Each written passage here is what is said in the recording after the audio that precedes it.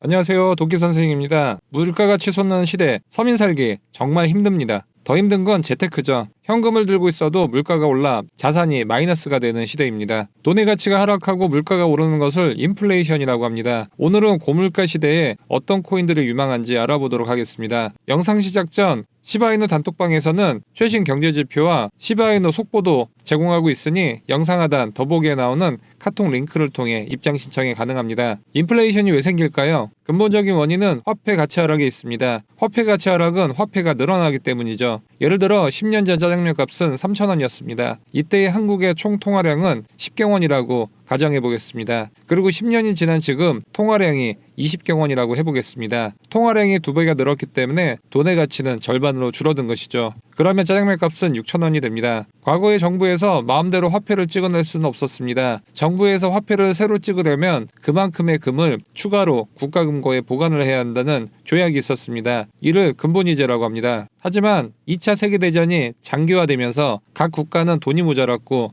유럽에서는 전쟁에서 이기기 위해 미국에 힘을 실어주었습니다. 1918년 미국의 닉슨 대통령은 근본이제 폐지를 선언하면서 전 세계 화폐의 기준은 금이 아니라 달러로 바뀌게 됩니다. 이때부터 각국 정부는 마음대로 화폐를 찍어낼 수 있는 권력이 생기게 되었고 미국은 달러의 발행권을 가진 세계 최강국으로 올라서게 됩니다. 그 뒤로 전 세계는 물가가 폭등하는 기현상이 발생합니다. 온스당 1달러 하던 금값이 2,000배가 폭등합니다. 금 가치는 그대로인데 화폐 가치가 하락해 자산의 가치가 올라가게 되는 것이죠. 미국의 달러 발행량은 10년마다 2배로 늘었습니다. 1965년 380억 달러였지만 75년에는 776억 달러, 85년에는 1920달러로 늘었죠. 더 심각한 것은 2008년 금융위기 이후 5년마다 2배로 달러를 찍어내기 시작합니다. 2020년 미국 유통 화폐량은 5조 3,484억 달러, 에 달했습니다. 문제는 달러가 미국 내에서 해외로 유출된다는 것이죠. 전 세계에서 달러를 안 쓰이는 곳이 없다 보니 달러가 전 세계로 퍼져나가고 있습니다. 그리고 전 세계에 인플레이션 재앙을 낳은 것이죠. 여기에 한국은행을 비롯한 각국 정부에서 자국 화폐도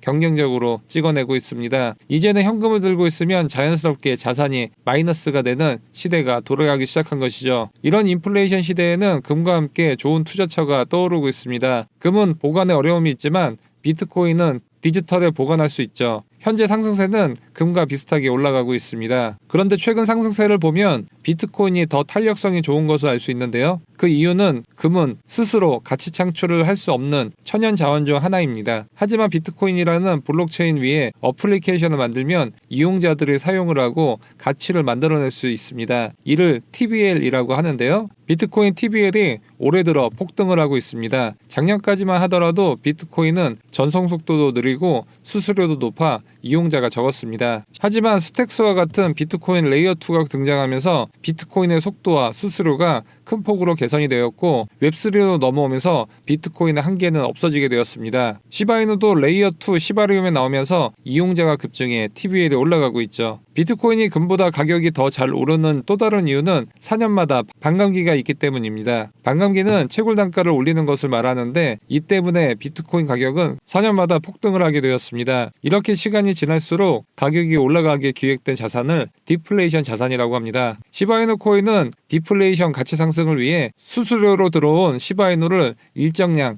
자동 소각 시스템을 사용해 시바이누 코인 개수를 줄이고 있습니다. 이 또한 가격 상승을 시킬 수 있는 강력한 행위라고 볼 수 있는 것이죠. 따라서 인플레이션 시대에는 현금을 갖고 있다면 물가가 올라서 내 자산은 마이너스가 됩니다. 대안으로 금 등의 가치 보관 자산을 투자할 수 있죠. 금의 가치는 불변하고 화폐는 계속 늘기 때문에 갖고만 있어도 가격은 올라갑니다. 비트코인이나 시바이누는 반감기나 자동 소각 시스템으로 더 빠르게 가격 상승을 할 수 있습니다. 하지만 현재 1억 원을 호가하는 비트코인은 매수하기에 부담이 될 수밖에 없습니다. 따라서 제2의 비트코인을 찾는 것도 한 가지 방법이 될 수 있죠. 오늘의 히든코인은 비트코인 레이어2 계열로 비트코인이 상승하면 더 상승할 수 있는 코인입니다. 비트코인은 1억 원이지만 이 히든코인은 3원밖에 하지 않습니다. 그리고 이 코인은 유일한 비트코인 계열 밈코인입니다. 밈코인 테마로 속할 경우 상승장에서 더 높은 상승률을 보여줄 가능성이 큽니다. 현재 이더리움 계열 밈코인들은 많지만 비트코인 계열 밈코인은 오늘의 히든코인이 유일합니다. 이더리움 밈코인 중 대표는 시바이누로 시가총액이 무려